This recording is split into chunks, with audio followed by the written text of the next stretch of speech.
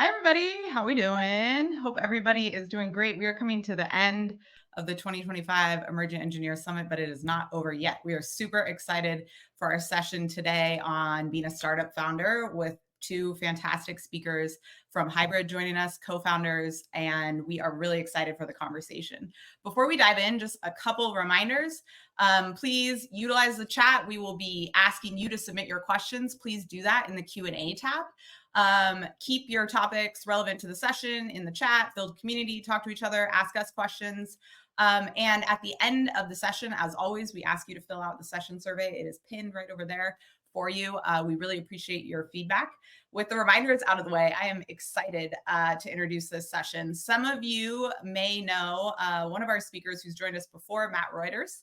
He is co-founder and CTO of HYBRD. Previously, he was a senior engineer at AWS and president of Bentech, which is Amazon's Black Employee Network tech chapter, focused on recruiting, retaining, and developing diverse talent. A lifeline athlete, Reuters transitioned from rugby to triathlons after his shoulders gave out and recently picked up surfing. I am jealous of all those skills. I would die if I did a triathlon. Our next speaker is Mats. He previously led core product teams at Whoop and Apix, a mobile app roll-up company. In parallel, he was a member of the U.S. national rowing team. Incredible. Before entering the tech industry, Mats was a research associate publishing on AI and health at Harvard. Those are some credentials. So let's welcome our speakers. As we do that, I would love for you to put in the chat, are you interested in creating a product or starting a company? If you're interested or you've done so, would love for you to drop that in the chat as they come up to stage. Hi, welcome. Hey everyone. Hey Geneva. We're excited.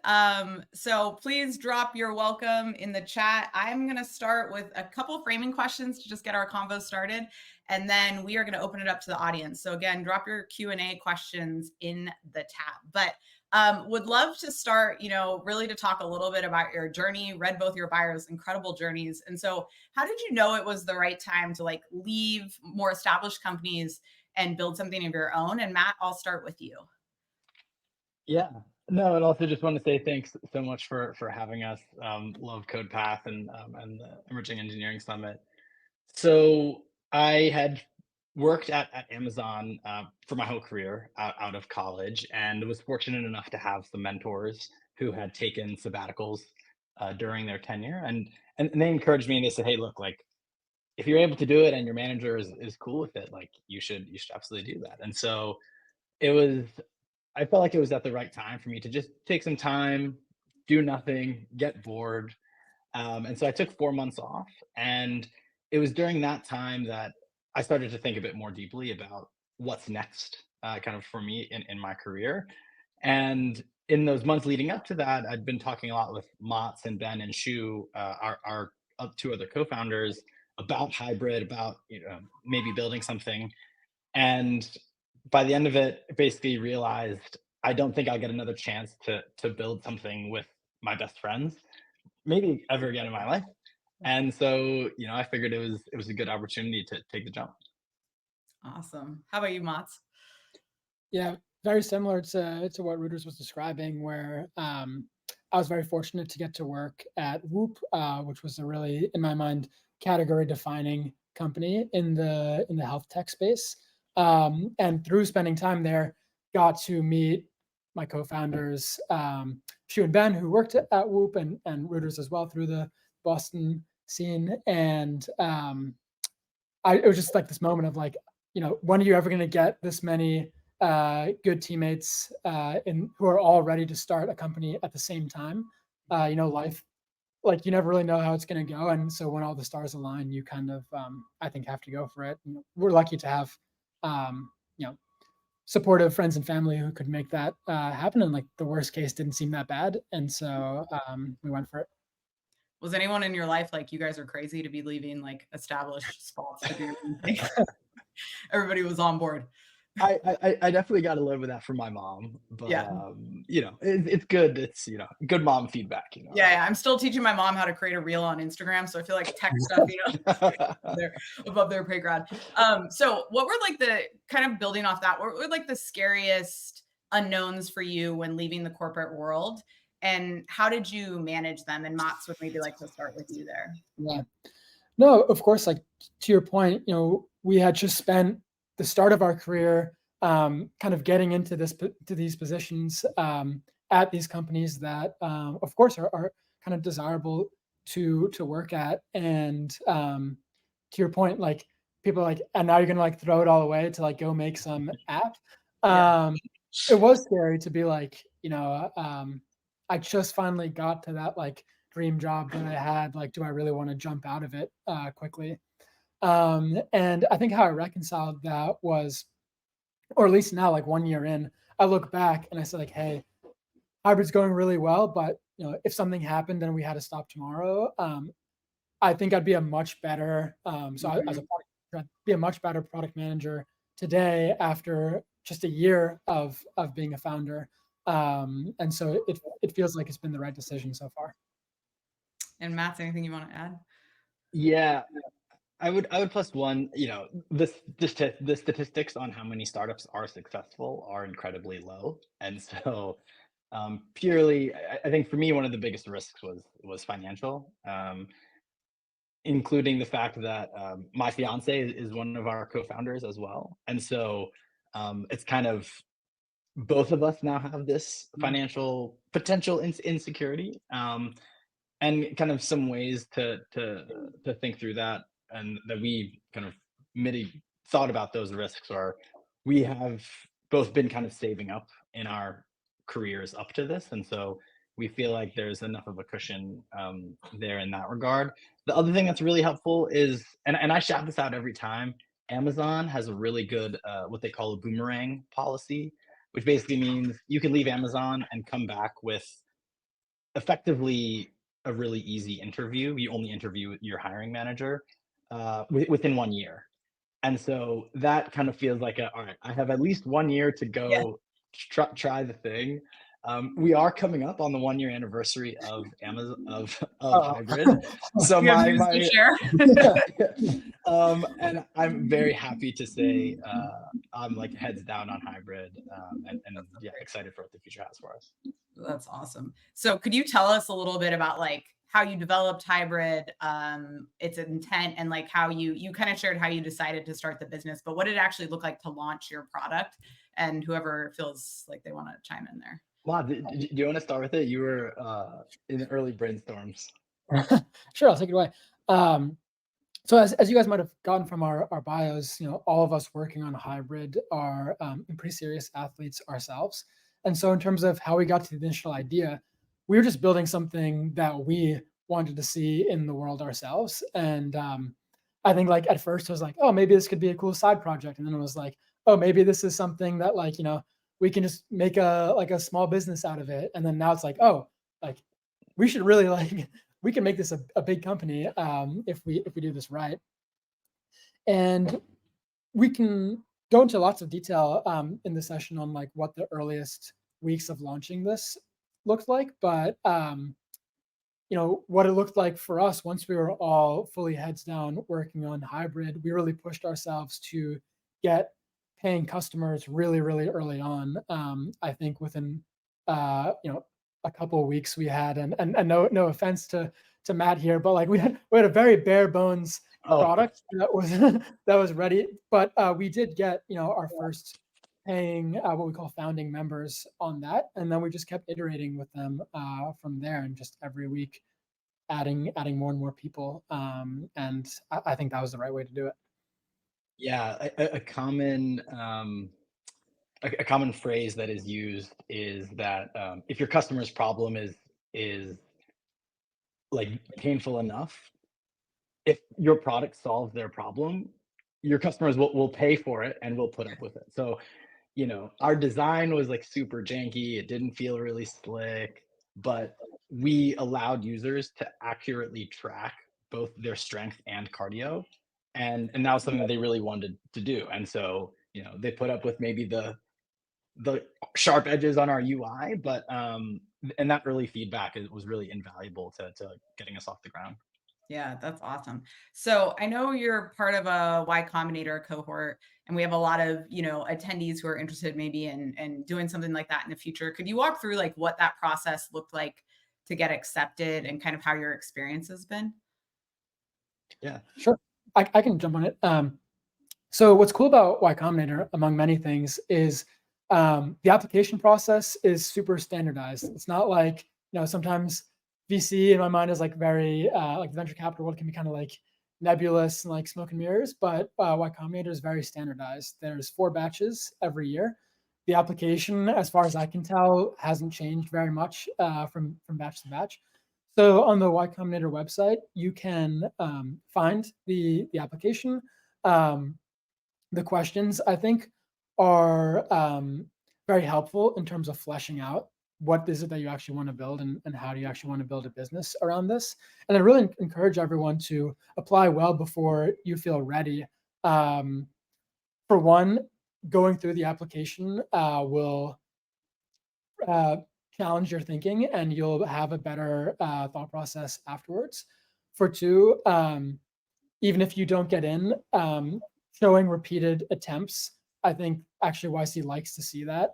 And I'll be super candid. Like the first time we applied, we got rejected with like no interview, no nothing. And then the second time was when we got in. And that was a common theme. I think 50% of the companies in our batch uh, had gotten in not on their first application. And we even had a story from one of the YC partners who said he applied to YC 6 times, and I think the first 5 times he was rejected. That was when there was still like only 1 or 2 batches a year. And then on the 6th time, he got in and he founded PagerDuty, which was the first YC company to go public. So definitely apply early and often. And Matt, I would love to ask maybe like a bit of a follow-up, which is like, what is your relationship within the cohort like? Like, is it a supportive environment where you guys are bouncing ideas off each other? Is it dog eat dog of like which product, which is going to rise to the top? Like, how has that experience been? Yeah, I often say one of the most underrated and perhaps underspoken about benefits and aspects of YC is the community of it, both within the batch and just throughout all YC companies. If you're in YC, you can just email any other YC company. It doesn't matter if they're unicorn or if they're early like you, and you can hop on a call with them. Like everyone's always willing to chat and take time. But the other part of YC is during the batch, every 2 weeks you meet with a kind of a small cohort, about 10 companies within your batch, and you make biweekly goals. And part of this is to kind of state your goal out loud. You have a bit more, pressure, healthy pressure to meet those goals after you state them. And so you do that over time. Our batch ended, a year ago now, and we are still doing those biweekly office hours, we call That's them, awesome. with our 10 companies. And we often say they're kind of like therapy sessions because everyone's like working through stuff. There's ups, there's downs, there's ups, there's downs. And you get a lot of really good outside feedback from perspectives that you might not normally have around you. And so yeah, the YC community is really strong, and really love it. That's awesome. So I'd love to chat a little bit about like the traits you've developed that make you a successful founder and the things that people may be interested in developing if they're interested in like leading a company. So what traits do you think are most important for you all that you've developed across your time working on hybrid that like are important for startup founders to have? And Mats, maybe I'll start with you. Sure. Um, I'll let Matt be the judge of if I'm good at this or not, but I think you need to, like Matt said, there's so many ups and downs in a startup, and you need to know how to kind of ride that wave. It's much more unpredictable than being at a larger company. You can't let the lows get too low. You can't let the highs get too high. I think you need to, at least I think you need to have this kind of like um, irrational optimism without going crazy with it. Like the lows, you're just like, oh, whatever. Like we'll get over it, and then the highs, you're like, we're going to the moon. So you just need to, I think, learn how to ride that wave. And I do think that while there's many founders who can do that when they're like 19 years old or whatever. Like that probably wasn't me when I was that age. Like it's been very helpful to have a couple of years of both work experience, and then I think through like things like athletics and those sort of things, you just learn how to be in a team and kind of like control your own headspace a little bit and make sure you're not like dragging other people down or being super negative all the time. Those sorts of things. Yeah. Yeah, I do think you're great at those things. By the way. You got the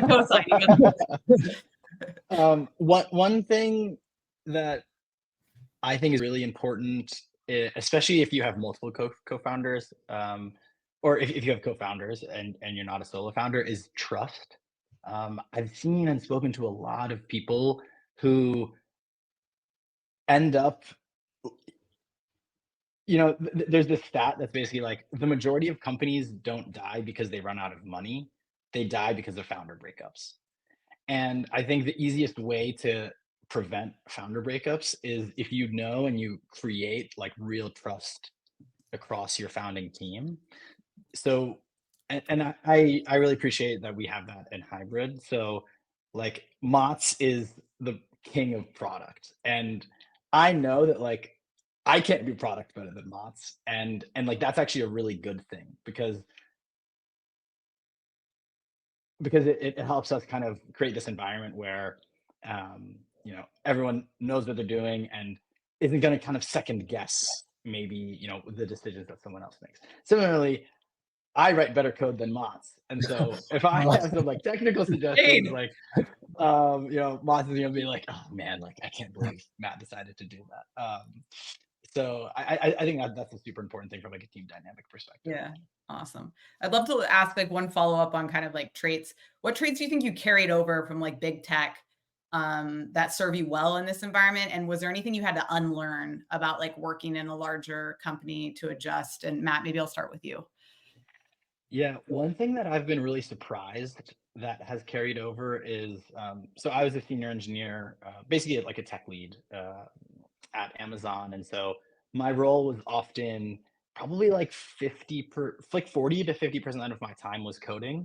The rest of my time was more kind of strategy, design docs, and actually unblocking less tenured, less senior engineers to go deliver some larger product. And with the advent of AI, my role is actually quite similar. We have Mats, Ben, and Shu all writing code, and my time is actually much best leveraged unblocking them sometimes, so that our total output is actually higher than if it was just me heads down coding, 100% of my time. So that's one thing that I've been very surprised that has carried over from my experience. That's awesome. Mats? Yeah, I can say that, I think Matt being at Amazon was and is at a way larger scale than where Whoop was and is today. So Whoop, when I joined, was in that like, I think there was maybe like 100 or so employees. And then when I left, it was about 1,000. So really got to see that like big on-ramp. That's not quite the earliest days, but also like definitely wasn't in the clear yet. And so I think what I really felt at Whoop was a sense of urgency. And I think we feel the same at HYBRD, where every day really matters because, we need to be on a certain trajectory. Something that's actually been nice about founding our own company is that there's that sense of urgency, but we have full control over all those levers. And so there's not as much like thrash. I think, I absolutely loved my time working at Whoop, but as companies get bigger, there's just naturally a few more stakeholders where it's like, go as fast as you can, but in like a bunch of different directions. And so one thing that's been nice about founding is that, you're going as fast as you can, but you also get to decide what direction to go. Yeah, it's got to be really freeing to just be able to like execute. When things get bloated in organizations, like committee for everything and a proposal, it's like you get kind of tied up in the weeds. Yeah, those are great insights. Just a reminder, because we're going to transition to Q&A in a minute. Please upvote any questions you want to make sure we get to, and if you drop questions, put them in the chat. So I'd love to. You mentioned AI, Matt, so I would love to drill in a little bit there. Obviously AI has kind of changed the game for startups. You can do a lot more with a lot less. And so how have you utilized AI with hybrid, especially as like a small team starting up and in a crowded space? How do you guys utilize it day to day? Yeah, there's three main places that we use AI on a day-to-day basis. I think the first is at a high level, having something to brainstorm with, both about like architectural and at the design level. Since I am the only one on our team who's technical by trade, it's been super valuable having AI to kind of poke holes in kind of my design docs and make sure we're covering all the edge cases. The second place is probably the most popular one everyone's hearing about is writing code. We're all using AI to write code. Um, and one thing we've actually seen, if anyone is using AI to write code themselves, is the AI has actually been a lot more effective to do its job right the first time. If you actually, your first prompt is to create an implementation plan, and then you go review the plan, and then you start a new thread to go implement just that markdown file that you create. We've seen that to like really increase the accuracy and the number of kind of iterations you need to do when you're actually writing the code. So uh, that'd be my little side tip that I drop in there. And then the last one is reviewing code, especially since there's now 4 people writing code. We have AI code review tools. Our favorite one right now is called Greptile. Um, really good at finding bugs. And it also helps deleverage my time because I don't have to look at the other rest of the team's code reviews until they've already addressed all of the AI comments. And so, it's a whole round, maybe multiple rounds of iteration that of time that's saved for me. That's awesome. And Mats, how Yeah. do you utilize AI in like your workflows? Yeah, I think that's where it's been super interesting this last year. For everyone's context, I was not a very, or like, and still I'm not like a very technical founder. My focus at Whoop was on product design, and that was kind of the intention for my focus to be at Harvard as well. Um, but what tools like I found Replit really useful. I've been using AI to do essentially like rapid prototyping of the features that we want to build. And like we would never ship into production like something that at least at current levels, like we would never ship anything into production that I've built, so to say, on Replit. But it's been a very useful way to try out ideas, talk directly to our users, and be like, hey, like imagine this was a little bit prettier. Would you like to use this? Give me your feedback on this. And internally, like, hey, are we all talking about the same thing here? Like, this is kind of what I'm imagining as this feature.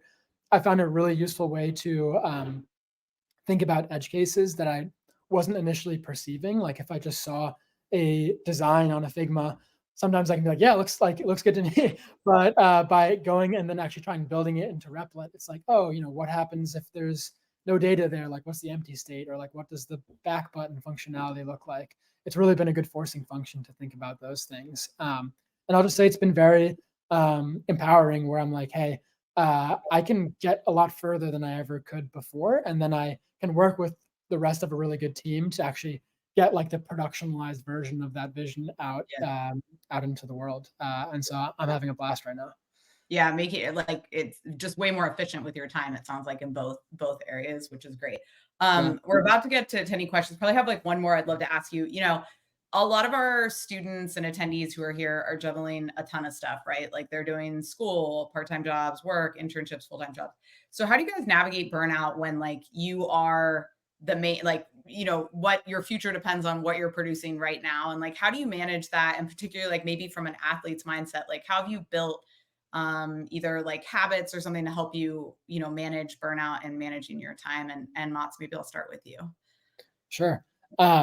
Yeah, no, I totally get it. Like I've been in the exact same position. Like, you might, maybe it's school, or like you have this like day job, and then you might have this other, it's a dream of a side business, or like in my case, it was my athletic career. Like at peak, I'd basically wake up just before 5 a.m., train, walk to the office after work, go to the boathouse, do another session. Like it was a busy time. And I'm like, I'm already out. yeah.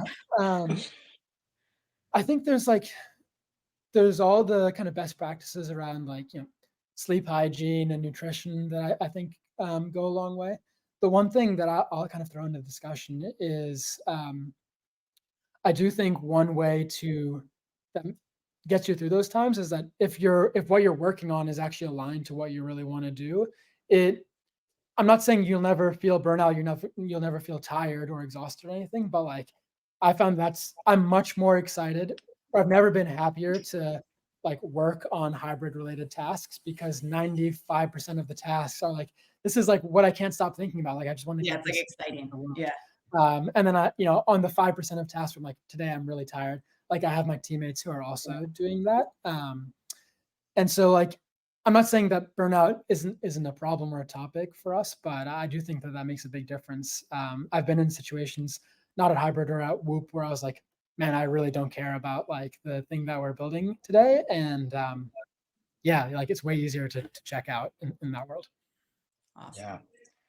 I think one thing that helps me, and it's always easier said than done, but is you just have to be like ruthless with prioritization because you're always going to have 10 times the amount of things to do than like you have time in the day. And so you really have to be like brutally honest with yourself and like, is this thing on my list actually the number one priority? Is this actually going to bring the business money? Is this actually going to help the business grow? Um, can this wait till next week? I think asking yourself questions like that really help kind of narrow down the list. And it kind of ties back into our chat earlier about like when you launch, you're gonna launch really early. And you're always kind of launching, whether it's your first launch or new features or new products. And to launch as early as possible and get that feedback as early as possible, you have to like cut the stuff that you think is going to be good, but like it's actually not critical. Yeah. On the more day to day, I find that just like blocking off chunks of time for what I'm going to work on helps a lot with like the decision fatigue of, oh, shoot, like what should I work on now? So I really like just having the first thing I do for the day is like chunk out kind of what I need to do. Yeah, that's great. Yeah. Michael Siebel, who obviously part of the Y Combinator founding group, he did a session at San Francisco where you were there, Matt. And he was talking about like a student asked, like, when do you know it's time to do a V2? And he was like, what do you like? He was like, don't ask. You guys already know. He's like, you should always like the V2 is always happening, right? Like it's never done. And so that constant development and like thinking, it does take prioritization to figure out like what's the best place for me to focus my time right now, and understanding some things are going to have to be pushed. Okay, I said it was the last one, but this is actually the last one. So you guys are your own bosses now, which is way different than reporting to someone. I would imagine like your athletic background helped you develop some like traits that serve you well in this space. But for folks that maybe don't have that experience or interested in like, I want to do something on my own, how do you maintain like discipline and structure in your work, knowing like you could just sit on the couch and watch TV all day because you don't have a boss? How do you manage that piece of it?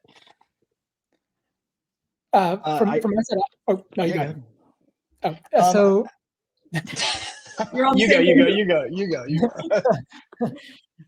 okay, it's a lot of that basically. Like, so no, you're exactly right. Like, there's no like taskmaster who's going to tell you like this is what you have to do today. I'd say that one thing that keeps me, aside from the fact that like our entire financial future is dependent on this work, like the thing that keeps me really motivated is that every day we meet just like 15 minutes. We call it pulse check, kind of like a stand up, a little bit less formal. And we're not like grading each other on what everyone did, but we're checking in on like, what's the progress that we've made on the things that we set out to do. And I'm really motivated to be like, I have really good teammates and they're always crushing it. And so I don't want to be the guy who's like lagging behind and like has just been playing video games. And so I think there's like this like healthy dynamic of, you don't want to let the team down. And I think that's kind of a flow that pushes all of us. Shared accountability being something that you guys focus on. Yeah. And Matt, how about you? Yeah. I think it's similar to the burnout question. Mott's was actually helping me with my own training plan that I've been making. And Mott said, if you're not going to enjoy it, like, don't do it. And this is in the context of like, should I do mobility? Should I schedule a yoga session on my rest days? And I think that there's an aspect there as well as like, if you're not gonna have fun building a company, it's going to be really hard to build a company. Like you have to get a lot of motivation from that and from whatever you're building and the benefit that you're going to give your customers and whoever those may be. Because it is long, it's a long journey. It's not easy, but if you're like, okay, like this is actually really fun, I think that's going to be just the biggest intrinsic motivation at the end of the day. Absolutely. Okay, we're gonna go to some questions from the audience. Make sure you're upvoting, dropping your questions. You guys seem like you have a great vibe. You obviously get along. We got a lot of questions about how you pick somebody to do this with. So how do you choose a partner and learn how to trust them? Would love to, maybe Mats, I'll start with you on this one. Sure. I think picking a co-founder is probably the single most important decision that you can make at the genesis of your company.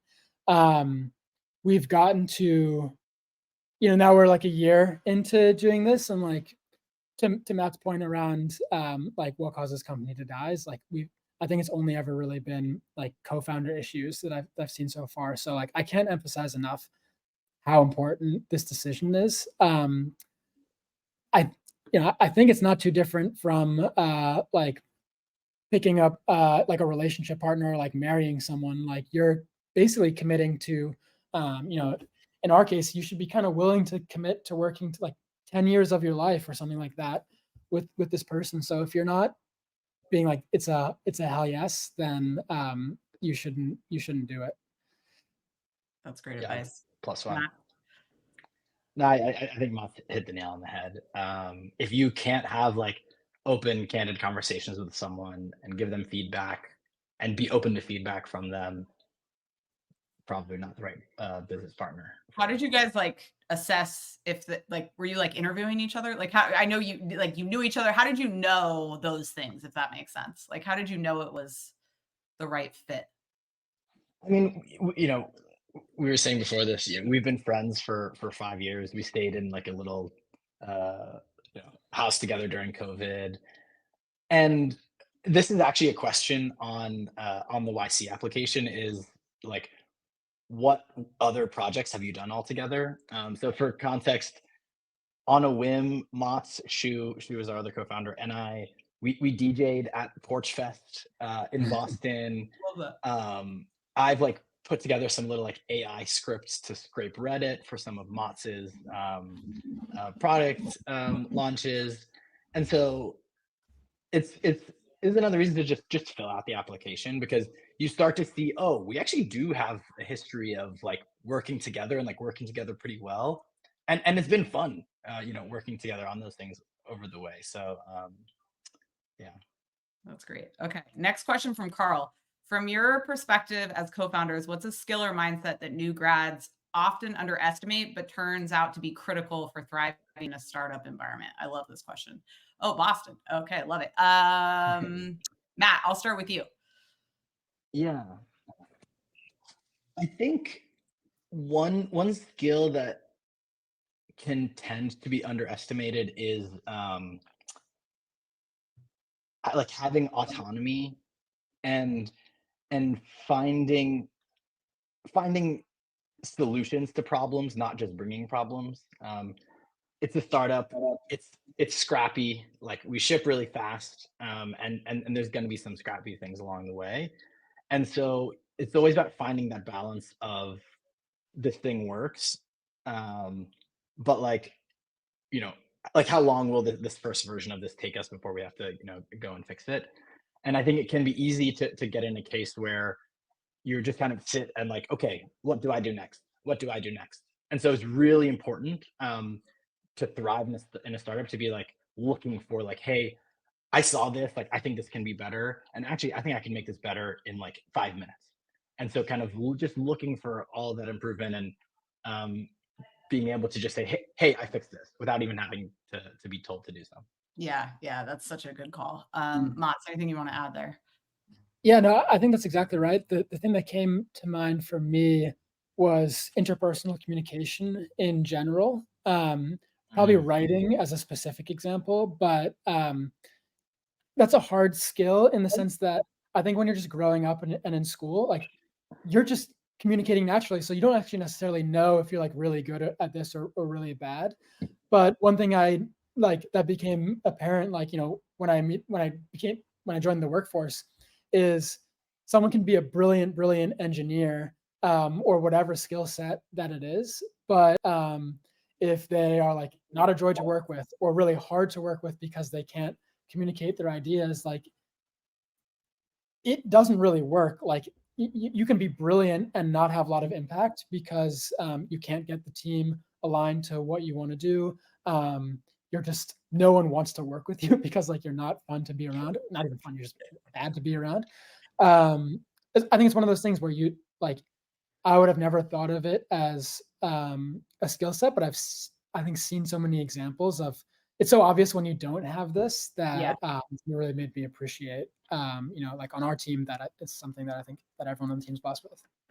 Yeah, I hope everybody heard that. Yeah, the communication is so critical. Even if you're at the start of your career and you're just trying to get through a technical interview, being able to like communicate how you'd approach a problem is so much more important than like just getting to the answer. And so that's really great advice. Okay, next question from Jose. He has two questions. We're going to tackle one first, which is what made others like Y Combinator users, etc., believe that hybrid could be launched in the market and grow like apart from your passion? So I think what this question is getting to, like, how did you pitch the value of hybrid when you were kind of just getting started? And Matt, maybe I'll start with you. Yeah, there's this term that's used. A lot of people, I'm sure everyone's heard of product market fit, Yep. but there's also something that we talk about at YC called founder market fit, where you have been in this space for so long, like you really deeply know the problem yourself. And so the solution you're building is for yourself. Like if you are your own best customer, that's really helpful because it really tightens the feedback loop on kind of improving your product. And so one thing that I believe in, and they don't really tell you, why you got in, like explicitly, but one common thread I think is that it was clear that we had founder market fit given our experiences we shared all together and our athletic backgrounds. Yeah, I think that's exactly right. The only thing I can think to add is that just remember, you don't need every single person in the world to think that your startup is a good idea. You just need the people that your customers essentially. And so while I think at a high level, especially when we started, an app for people that do both strength and cardio seemed kind of niche. And if you asked 100 people, 100 random people, I bet like 90 would have been like, like does the world need that? But for the 10 people out of those 100 that are that sort of athlete that is doing strength training and cardio and really cares about their performance, it was like oh, I need that right now. And so I'll much rather take a smaller group of people that absolutely are like have their hair on fire with this problem rather than something that every single person when you talk to them is like, oh yeah, like I checked it out, but like actually doesn't want it that badly. Yeah, absolutely. Okay, that's great. All right, next question's from Ryan, which is, are you hiring? And actually just heard backstage that they hired one of our students from EESF SF as an intern, and that's working well. So Matt, I know you guys are growing, so would Yeah. love to hear about opportunities with hybrid. Yeah, we are growing. We're looking for interns, specifically in engineering and in marketing. Yeah, for context, at the last CodePath event we had in San Francisco, we had an intern join us for 2 weeks full time. He's now on part time, and he shipped a feature to he shipped a feature to production in like a week and a half. And so like that kind of speed and kind of attitude is something that we're definitely looking for. If you're interested in that, please feel free to reach out to Mats and or myself on LinkedIn. We can give you more details there. Awesome. Okay, love it. You're about to get bombarded on LinkedIn, Matt, so get ready. Okay. Next question. And this is actually semi-related, but as you start to build your organization, this is a question, are there specific qualities that align with either Hybrid's mission or culture that you're looking for in candidates? So like, as you grow, how are you communicating like what the values of Hybrid are? And Matt, I'll start with you. So HYBRD is a fitness company. And so something, especially talking about funder market fit, something we always ask, people we're hiring is, what does your fitness look like? Are you like, do you enjoy working out? We've talked a lot today about like, you need the work to be fun to like get up and do it every day. And so something we definitely do look for is, do you enjoy working out? Do you relate to the product? Like, would you find the product useful yourself? Because that also helps then as you're building something, because all of our time is so scarce. um, Basically lets people iterate and think about those edge cases on themselves without having to come to the team, ask questions, go back. Again, and like it's this being autonomous. Like those are really things that we look for in our candidates. Awesome. I would just say like working out and enjoying working out are two very different things. So important distinction.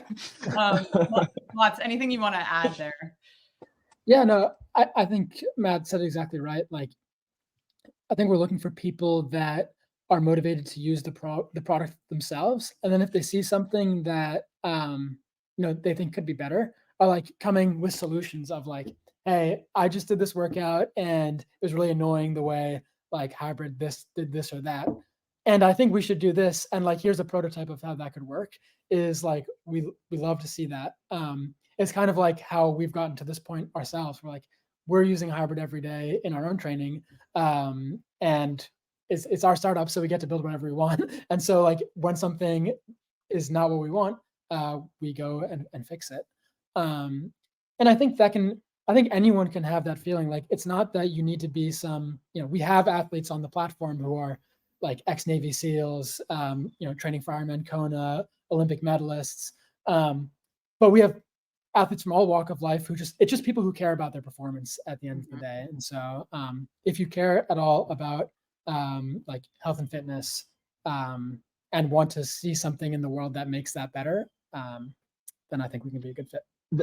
The other thing I would plus one on lots of thing about, like kind of looking for these opportunities is also very applicable in non-technical aspects. Like if you're like, hey, I saw this really cool Instagram reel from this other fitness company, I think we could do something similar for HYBRD. Like we're trying to build a brand and something that people kind of like empathize and like identify with. And so being on social media is so critical to our business. And so on the marketing intern side, like if that's something that you're interested in, if you're like, hey, like I just love taking videos and pictures on the side. Those are all kind of things that tie into what you enjoy. And yeah, because you guys are really building a community. Like Matt, I see your like your little run posts on LinkedIn. I'm like, oh my god, he already worked out. I gotta go.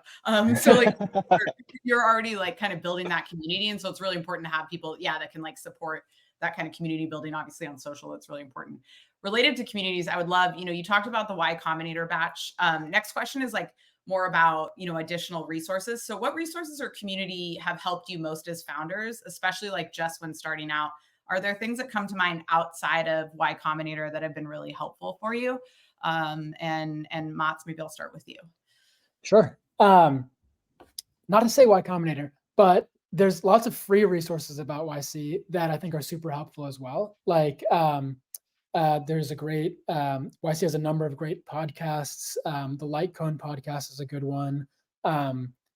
There's a podcast called Dalton and Michael, which is run by two emeritus really partners good one of YC. Dalton ended up being our group partner. So there's like lots of great content there. The YC website has things like, when it's time to go fundraising, like YC invented the what's called a SAFE, which is just a deal structure in which you can do fundraising. So there's lots of free Y Combinator stuff that's available. I'll leave it at that. Matt, can you think of? Yeah, no, I think the other thing that might be counterintuitive at first, but it's actually your non-founder friends. Like I think just having friends that aren't necessarily in the thick of it Mhm. all the time. It's really good just like unplug, and those relationships are super important like over time. And so like not spending 100% of your time on your startup, and like you know taking a breath, one just helps for the longevity. Like it is a marathon, you're running really fast, but it's still a marathon. And having those opportunities to kind of get a fresh discussion and fresh perspective is really helpful. Yeah, yeah, like, just having somewhere you can go and be like, "I don't have to focus on this right now," and, like, I can, yeah, Exactly. just get that support. Yeah, that's awesome. Okay, next question. I would love for you guys to put on your hats and pretend like you're back in time and decide, yes, thank you, and decide that this is something you wanna do. So, next question is, let's say you have an idea you really believe in, maybe earlier than you guys took it on. So, how would you start out in college, maybe, like, if you went back in time to either scale a business as a younger founder? Like, what kind of advice would you have for somebody who maybe has an idea right now, but isn't quite sure yet how to approach the development of it. And whoever feels Matt is ready. I feel super passionate about this one. And I'll go back in my time, but I'll assume the year is still 2025. My biggest piece of advice is just build it. You don't have to be technical. Amoth can maybe speak about this more, but like the AI tools are so good. Like you can set up a working product that writes to a database and does all of these things purely with just prompting. Like the products are really good. And so build the thing. You could probably build it in a weekend and just start getting user feedback. And honestly, start charging people money for it.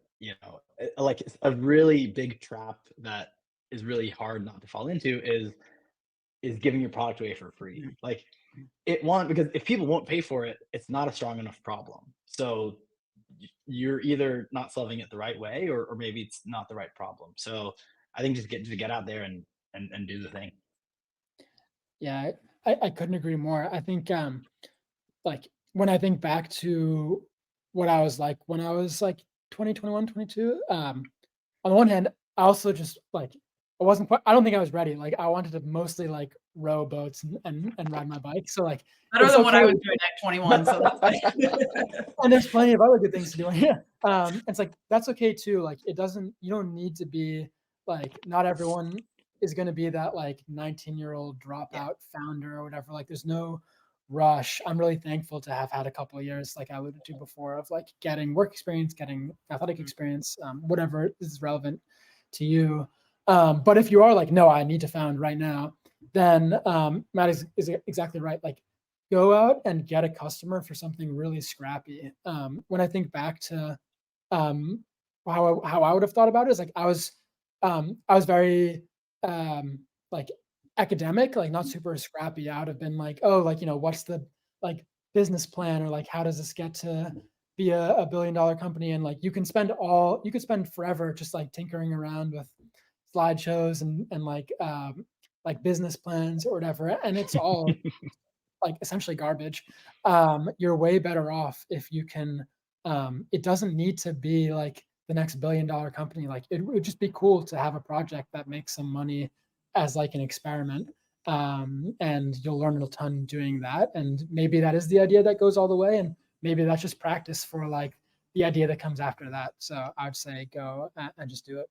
So just do the thing. Yeah, I love that. Yeah, because you can ideate for forever, but just see what's happening and test it. Yeah, that's great. A follow up, Matt, that we actually got as a question: what's the best AI coding tool in your opinion? The age-old question.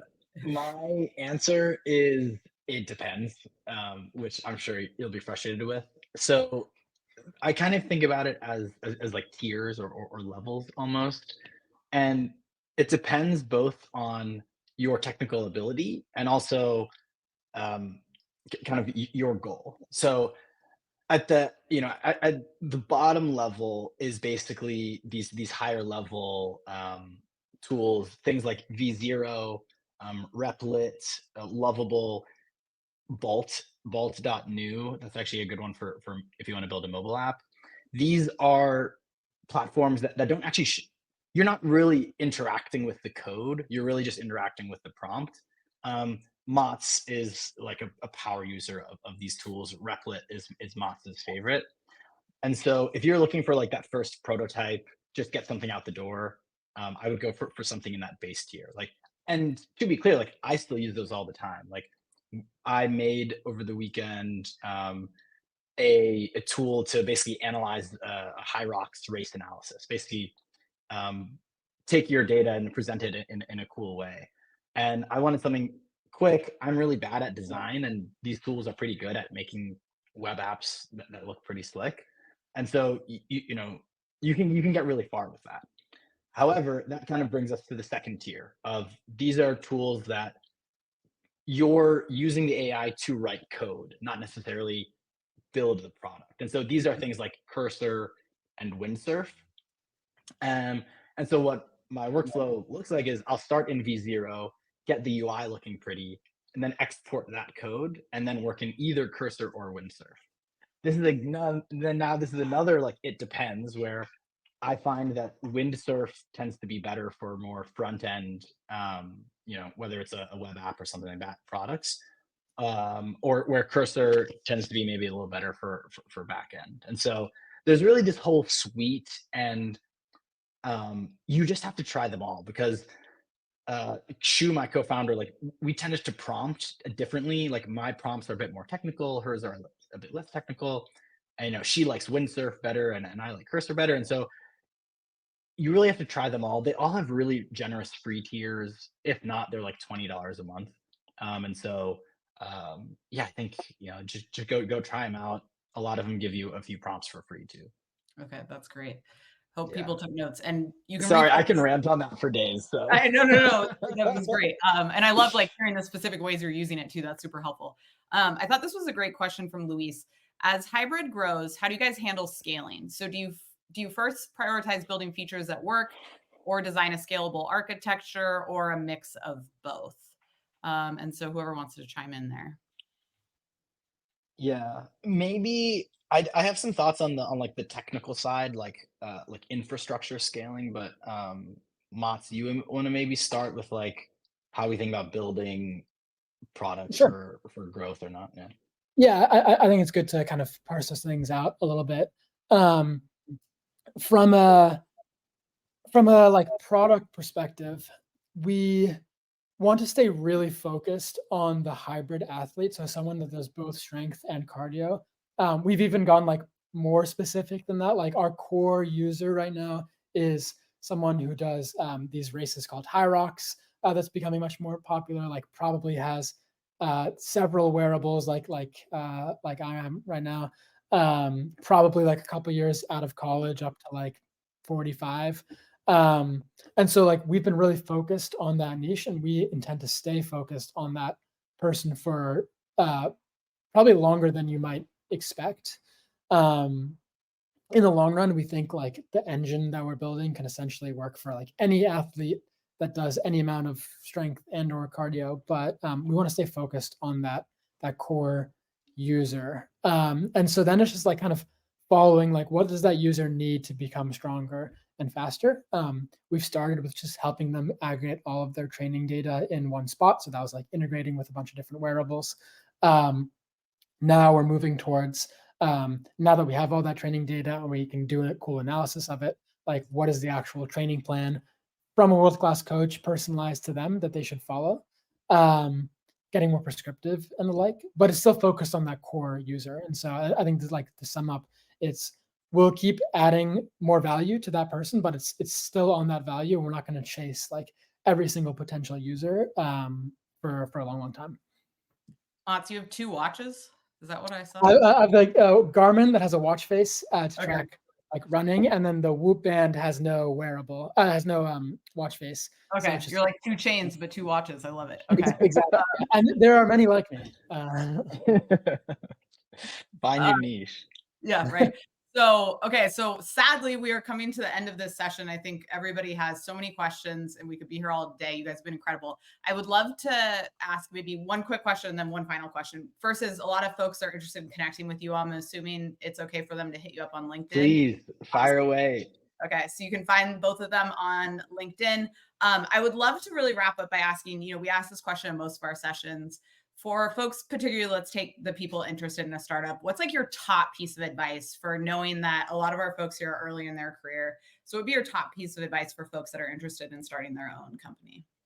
And Mats, I feel like you're ready. I'll go to you first. I'm always ready. I would say, and we've alluded to this a little bit, like if you're going to do it for something that you really, really care about. Like if you're, I also would like to make a bunch of money with HYBRD, but like if revenue or like income maximization is like the only framework that you're looking at it, there's like probably way less stressful, high probability ways that you can, make good money. But like what's beautiful about working on something that you care about, like you might not care about fitness at all, but there's something that you care about, is that you get to see the thing that you want to see in the world happen, and like it's actually worth it, to you have to take a pay cut for a while if you want to go build that, or like if maybe it doesn't become that really big thing, but you're really proud of bringing it into the world. And so if you're going to do a startup, I would go find that thing. Like I couldn't do this for more than like a couple of weeks if I had to go build like, I don't want to pick on anyone, but like some sort of like AI B2B SaaS. AI tax software or whatever. But like we have other people in our batch who are doing exactly that, and like they love it. So I'd say find that thing. That's great advice. Yeah, I feel like that's definitely priority one. I think at the tactical level, if you're interested in it, I think again, like start building something. You don't have to quit your job immediately as soon as you decide, like, I want to start something, so start on the side, see what gets traction, see what doesn't. And then eventually, as you see, and if you feel like, hey, like this is pretty solid, then you can kind of cross that road of, I want to do this full time. But there's really not a lot preventing you from getting started. So yeah, that's great advice. I think the passion is so important to emphasize because you all know, like if you don't like your work, it's the bulk of your life. It's where you spend the most time. And so if you're not passionate about it, it's going to be a real drag, and way harder to like, be in the space where you guys are, which is like doing something you love with people you like. That's really the dream. And so I really appreciate your guys' time today. Let's drop our gratitude for Mats and Matt in the chat. You heard them say to connect with you. So really good luck on the LinkedIn request. You're going to see a pop-up right now for the resume book and event survey. Please complete that. That will get you in the resume book that we will share with Matt and team as well. And so take a few minutes to complete that. I hope you see all the gratitude in the chat. You guys were incredible. Thank you so much for your time, and look forward to hopefully having you back soon. And next year, maybe we'll be talking about how much you guys have scaled in the massive product, and then part two. So thanks so much, guys. We really appreciate it. Thanks everybody for joining. We're going to close out with a quick video from Bobby D, and we'll see you in something soon. Thanks so much, everybody.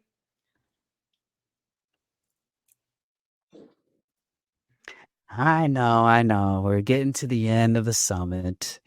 Emoji tear eye face. I feel it. But guess what? I'm more than excited and happy that you all have gotten to the end of our event here, because let me tell you one thing. It's one for the books, and I hope you have a chance to see everything. But if not, I got some information that'll help you. So this brings us to the end of the 2025 CodePath Emerging Engineers Summit. We want to say thank you for attending, for learning, connecting, and engaging with us across these past 3 days. We hope you enjoyed it. We like to extend a special thank you to our EES sponsors, which includes Base 10, Bill, GitHub, Microsoft, Pluralsight, PwC, ServiceNow, Snowflake, and ZS. Also, a big thank you to all the companies who joined us across the week, sharing their knowledge, expert advice, and opportunities with our attendees. We hope you got a chance to connect with them and learn about the opportunities. Now, don't forget, all sessions have been recorded and will be shared via YouTube, and I hope you all look out for that link. We'd also like to share a link with you to complete our feedback survey. Remember how important feedback is, right? And your resume will also be added to the EES 2025 official resume book, which we'll share with all companies who took part. Watch out for the link, upload your resume, and let us know your experience here at the summit. We hope you enjoy and leave feeling inspired with new connections and access to opportunities that will help you achieve your goals. Until next year, I'll see you soon. Holla at your boy is Bobby B.